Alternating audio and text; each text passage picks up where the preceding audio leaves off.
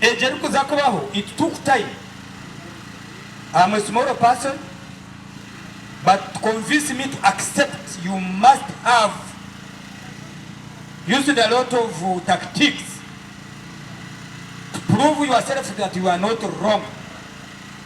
I think our condition of we should. This one. Wait. Which language do you understand? Uganda? I remember this one. Answer.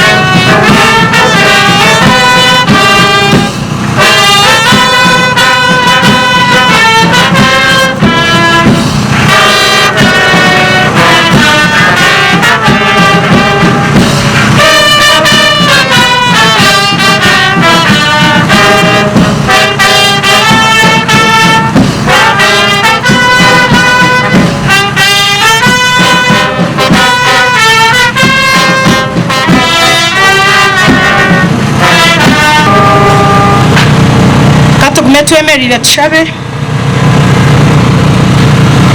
katwekireze tushabe kantu aromusha wo kuinvitinga our town clerk na what lady atugambira festival wabare chocho kanoro kushuganisa embaga yitweji RCC witu meya na members of executive patanazi bitu abantu mwena ejo kubanza nimbakira omumbaga yitweji eje sande kaneru kuisha beru kurataho neze byafayo abo kuba ntuyijuka kandi natusima government abo kutereza site kandi twikerezine ngo kutunga site tugume tucijaguze tushabire RCC witu ngo agambire president ngo tusaguma tujaguza buri mwaka kandi yikereza kandi yakikoreraho speed na hati nico mukurebe town yona ejwire aba uniform ejwire abantu bingi mwenu ninyenda kwata kantu kamwe konka ko kureba ahakipande kiriya ekeke kiriho Mbarara city ari kinde kibakweta ngo vision kitandikano a green inclusive and sustainable city ati tunyaka chweka aka kaberaka government President Museveni yatwereza city twagira ngo twenda a green inclusive and sustainable ati inclusive nico turuho city neyoha abantu bari abakwato bakama ba city nebahi umwe abantu bingi nebereba bagira ngo ito mu city twine mwanya ubundi kutwije mu kanso yo mwana speaker tashi umwaragira iwodagamba iwodoro kansara iwodimise mukono atete kigambo inza nguturiyo mtugezaho kandi jembaga ninga festival nugumwe ahamahanda yo koreka muranga ngo site ne yatwena site ne yaba boda boda site ne yaba kamera site ne yaba mahure site ne yaba digize site ne yaba fandeka ba fande mwesije site ne ya President Museveni buri yomwe wena natwena ngo muri Mbarara atunge mwo bugwaje atunge mwo kureba ngweje ne site ye atungemu okwebuuza ati nyowe stage nateekaho ki omukugiboneza n'omukureba leero kuturaza akamuheru sustainable ebyebirungi ebiturabe twena twikiriziineho turebe okuturabugumye okuturabahamye tukagira ngu twatwatire nitwe twatwatire amaini tugire ngu tova ku maini tetkuba nkimanyisa twabikwasire twabihamize okuba hati niyo mbwenu tutarugamaramwa.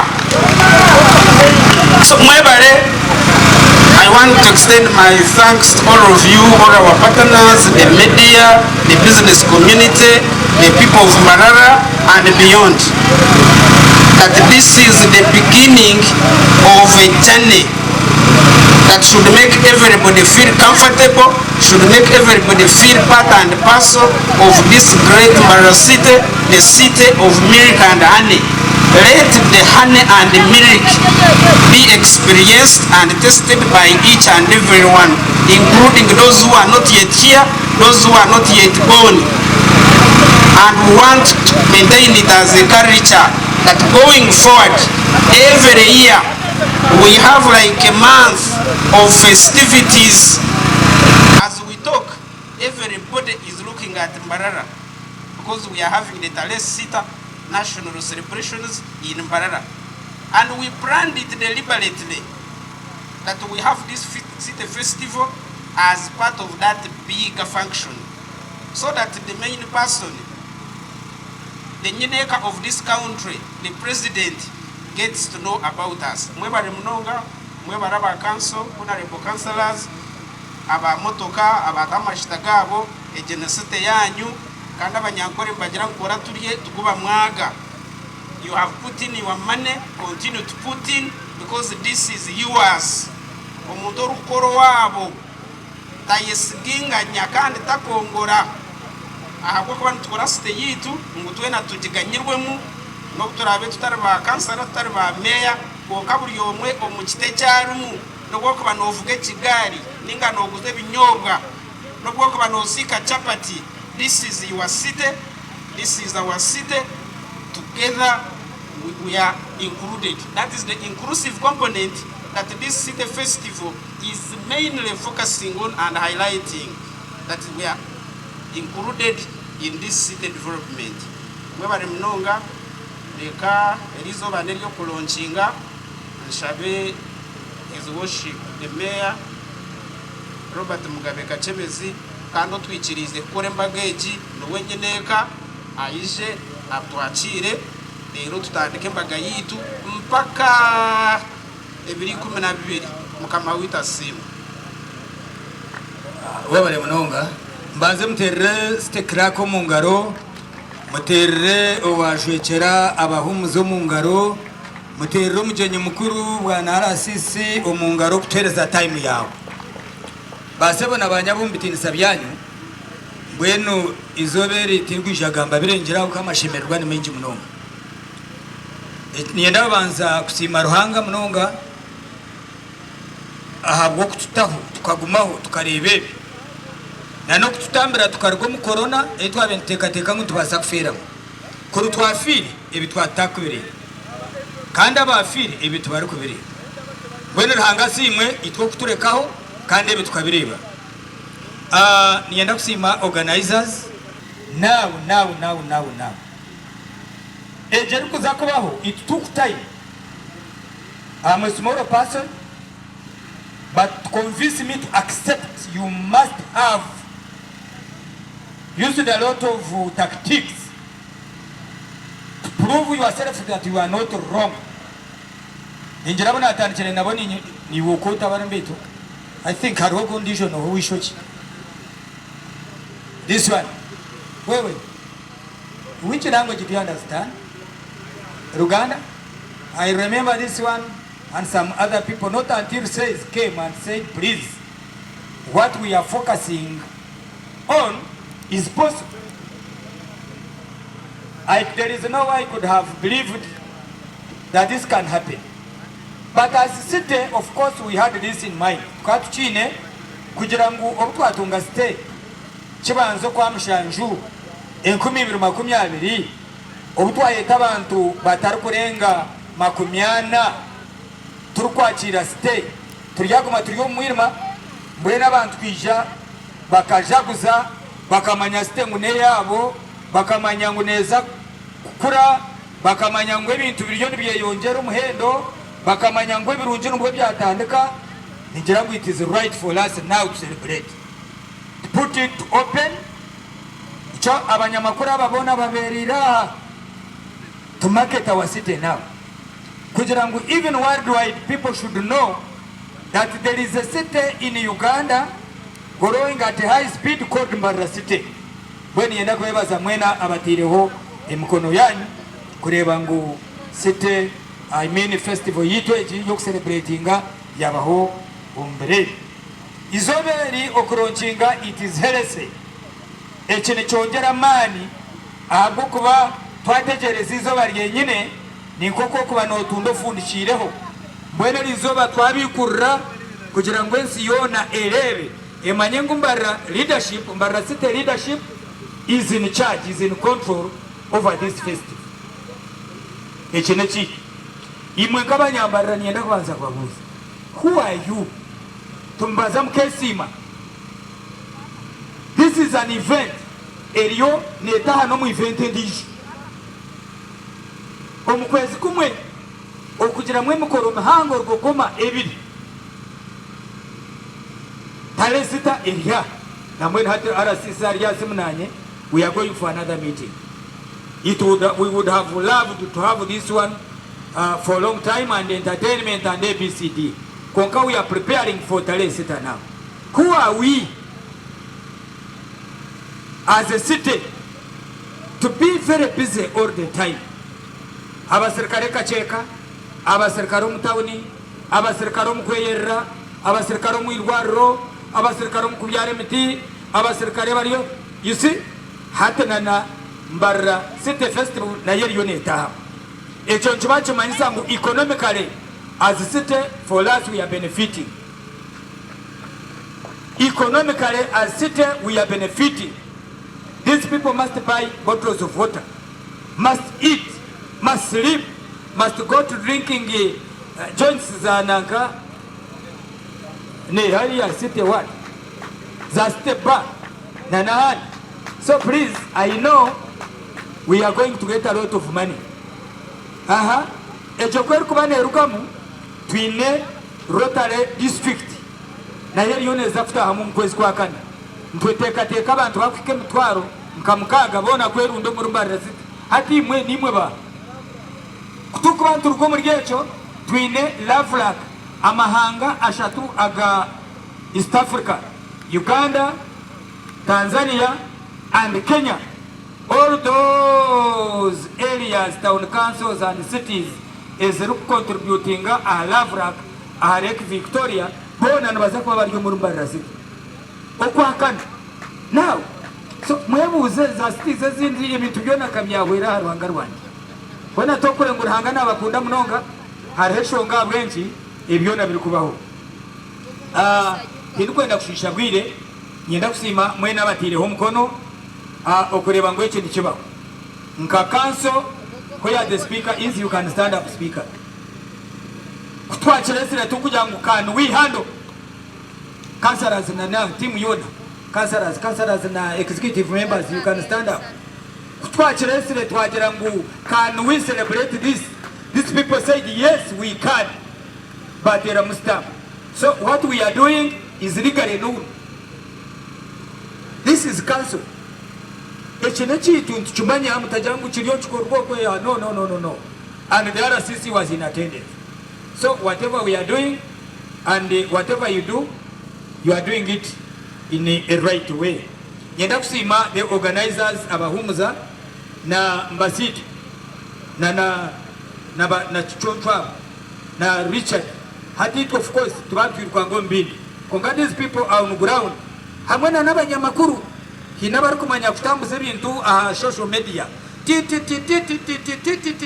So for us we do support behind, but for you who are doing that, I thank you so much.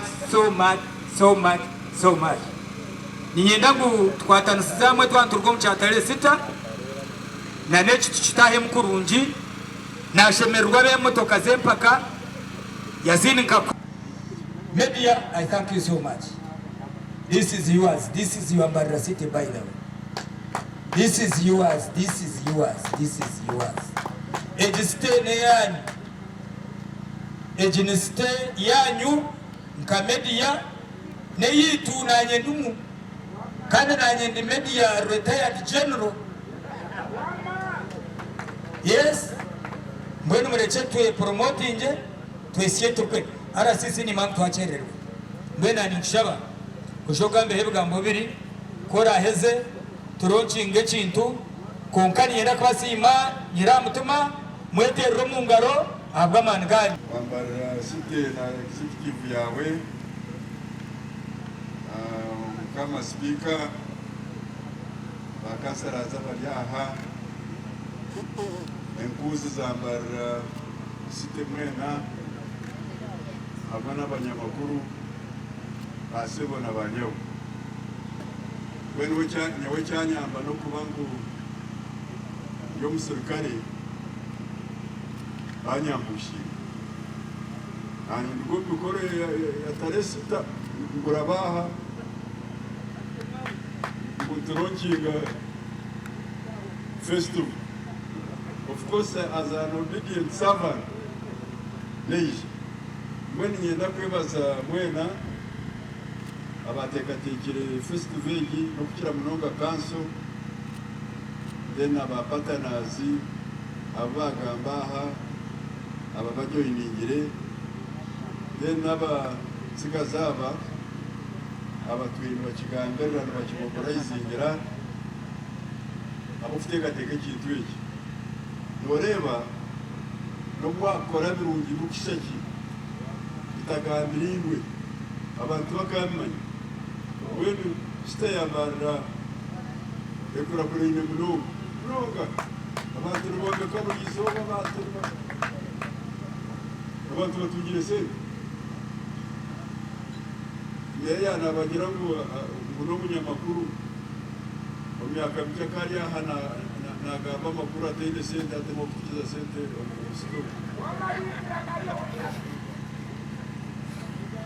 naban mweno kumaketinga Mbarara city kikire uko kukira munonga no kukunda kumanya ngo Mbarara yitu kumanya ngo Mbarara tshemere kukikwataje kumanya ngo Mbarara tshemere kukikora motinga kandi Mbarara twaza kukikora motinga ne promoting abebembezi ngo twaza kukigirage kaba spam no kuyamwe gusa ego bintu tubiriro muhanda kemene cyatashubire bene bareshemere kugira ngo utunungi nungi munonga bareshemere kugira plan nungi barashite waende kama chombe ko chemere kuba chombe ko chungi abo kuba tuwaba nongeromo harimo byombe ko Mbarara city ekosorizinga mushanga byombe kirege ebinde plan harimo byombe ko ebyeshaho z'abantu zikosorizinga ayo 50 obeno chombe bayigana obeno chombe hata abone basisire Mbarara city when yenda kushaba ubutawuni kiraka bona baba abayibatu bakayifitaga hatta batandika Mbarara mwaje muri mustari mwawe abara atawuni kiraka nikada wamani no nabona kizobwa kada ayino kuyaketa no mustari main harayi ati abakombe ko muri Mbarara twata harayi ni nirubareka ikashemera ikagira izita urizone umuco ogumbarira ine namwe ndimenda kwebaza mbasita na timu yawe abaturumanye ko resente n'ababi bayo Mbarara twinaboro bake abakubura baramuri n'utwatsinde bitukana so onwaya ningagaziwa when festival ije tukoreye Mbarara yaga ekikwererekayo Mbarara site naye nyira kandi akerakingamu akusemere hatukuna akusemere kuhinduraho Mbarara site kurakora neti Mbarara site ebasite tukajaguza tukebaza president aharini shikombox tukamusera akaburi Masiti Mukateka wa mzee. Karuru mukateka wa. Obutisera Mbarara Mbarara batukitona Namandi billions and billions of money Kaza kwenda taresita Bezikuba zinyo muruba romu Shikaka box ta president kamusera karwari Wera karuka razimbi Mutero mutima mutero muto mutero mbigere mutero kumabayi Akanyoni mati manyibya kurtensi babare muronga ngomwagashi Kushanga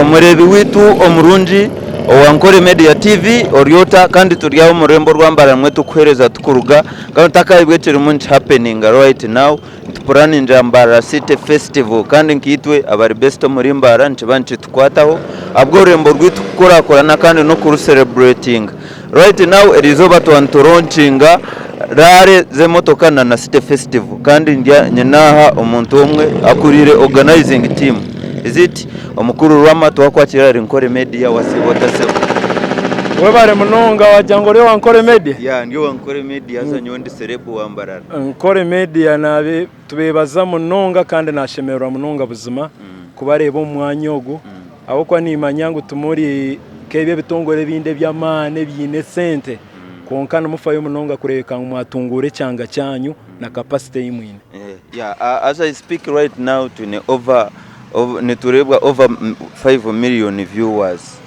itwe nkankora tutakajira chikuza ku happeninga itwe nkankora korana ya site ya Mbarara kandi eche muri munti planninga kujicelebratinga nikimanyisa chikushanga twijire twazo mu site nitwe ebintu byabe bitarimo muri Western Uganda tukabireta YouTubers influencers nikibanje manyisa cyankora korana ya Mbarara hate cyo kubanza cyabyona aha muntu nko mutuze wa Mbarara echo nikitworeka ngo hino rwijo rwiguka when it comes to opportunities abo kuba ecyanga kukiri kutunguka cya capacity status abantu nibinja bari kubana bakiranzya omuntu oyine sente orikwenda kuinvestinga noba wamuhereza nka kasigino otaha hariho opportunity. So opportunities eziriho mukore sente ni nyingi. First of all, abantu bingi bariyo nibija omu aho bareba nho hari opportunities batwire nibaza munonga Kampala, but being a city now waza kureba abantu barukungiri Bushenyi, Kabare, Ntungamo, Ibanda, Lyantonde bona hata abantu bijiro muri Mbarara because perception ninge ntekateka niyo kujya nko kubona city status obuhereza bwa government bweyongera kubaje abantu bongera ku investing omwe sente kikuriyetinga emirimo ahatari mihanda mirunge basakorwa ahatari irwaro basakwikaho ahatakashyikira imizi n'amashanyarazi byona basakwikaho kirete ntunguka. So echo kubanza cyabyona city status net creatingira window ya economic opportunities opportunities zo kubasa kore sente aho kwa abantu kuba kweyongera nikimanyisa abantu benda kurya nibenda kutemba boda ziyonzu nywa mashita restaurants zayongera kora bakwa bakusitaha mukurya buri zoba nibingi. So all that has a trickle down effect. Owa boda kunembe nintasi omutwaro niguza kuba gumone cyoka ningebiri abo kuba abantu beyongire katete bakanya kakoba bakanya owa restaurant noza kureba abantu bayeyongera abo kuba bari kutaha mu town buri zoba kuronda ekikubasa kwatahiza nabo baba bingi echo kubanza twasigaze biro bice kandi rizo atwani turonchinga city carnival city festival kandi yes twafuna chance yo kubuza ibibuzo konka hari umuntu wa buri joro kubuza ebiri kumide naha kubaroho arigongo ebiri kumine haza kuba hariho business symposium erigongo ineza kuberi ya rigongo hari umuntu wakubenanda abe part of it konka kuruga kuzigongo back here nakukozesa almost 10k transport yes mubinire plan kugira ngo nabo babe part of it tutakashira sande hati business symposium by its nature na nomwanyo gutukuza kugikoreramo tutukubasa kugiramo abantu bona konka kitugerezeho gukora turebere all interest groups omusite ezikubasa kugira representation ya buri muntu abacyara abante bimuga abine disabilities eminyeto ba political heads so ebyo byona twabere abariyo by'amashomero bona abo twabare private sector NGOs so tugizira representation eruketaringa for all those groups kwenda ngo twantukora symposium ebitekateko at least niyeriyo nebanza we have all those views represented by the different groups. So to just that inclusivity, how can to plan injira abantu bishatu atano for that business symposium that day. So to represent in all areas to abona everyone to represent the different groups. In summary no basa kutwereza program ningashi chikuza ku happeninga omusiteka festival yona kurubiri 10 ebiri 10 nirizo bari kubanza rya festival ndeza kubanza na business symposium haza nebo turabentu ntwigura festival officially omujenyo mukuru ntekateka unaza kubari speaker wa parliament ya Uganda Anet Among nwara abaruho kwigurogo mukoro kuturarigeyo twijo mu town na procession hati yo kwigura je that very day symposium akwa netandika kasheshe up to lunch time turgeyo mu afternoon procession nkai warebe itwakora konka yeneza kuberiye ya man then hati tunankeje officially to declaring ngu festival hati yaba open for people to celebrate izoberi ya kabiri neryo twine biri 11 twine emotoka zempaka rari saketi ntuza kuba tugina ha boma ground zaho saketi sezindi tuzikora hari town but the fact that it is Mbarara city rally motor rally twine kugikorromo mu town abantu nabo barebe ngo kintu cyabo cyakorro mu city abantu abinje no shanga rally twazitahare orukubatine motoka otine ntambara takubasa kuzayo konka kandi arukundeze impaka so twagira ngo part of